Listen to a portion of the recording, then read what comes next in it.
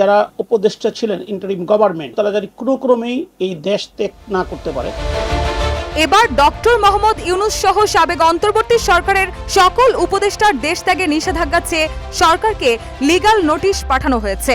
দেশের বিভিন্ন স্থানে হামের মারাত্মক প্রাদুর্ভাবের মধ্যেই সামনে এসেছে সাবেক অন্তর্বর্তী সরকারের বিরুদ্ধে গুরুতর অভিযোগ।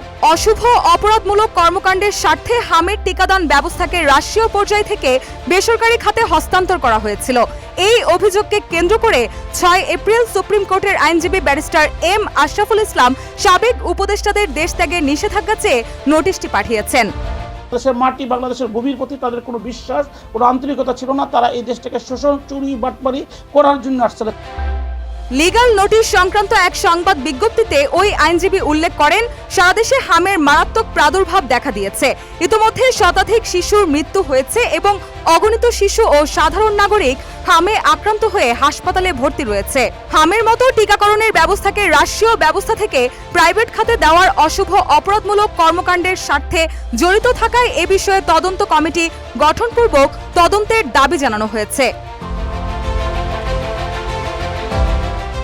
নোটিশে ডক্টর মোহাম্মদ ইউনূস, ডক্টর আসিফ নজরুল, সৈয়দা রিজওয়ানা হাসান, আদিলুর রহমান খান শুভ্র, নূরজাহান বেগম, ব্রিগেডিয়ার শাখাওয়াত হোসেন, জাহাঙ্গীর আলম চৌধুরী, মোস্তফা সরোয়ার ফারুকী সহ সকল উপদেষ্টা এবং সাবেক প্রধান উপদেষ্টার প্রেস সচিব শফিকুল আলম সহ সংশ্লিষ্ট সকল সাবেক ব্যক্তিগত সহকারীর বিরুদ্ধে তদন্ত সম্পূর্ণ না হওয়া পর্যন্ত দেশ থেকে নিষেধাজ্ঞা আরোপের আহ্বান জানানো হয়েছে।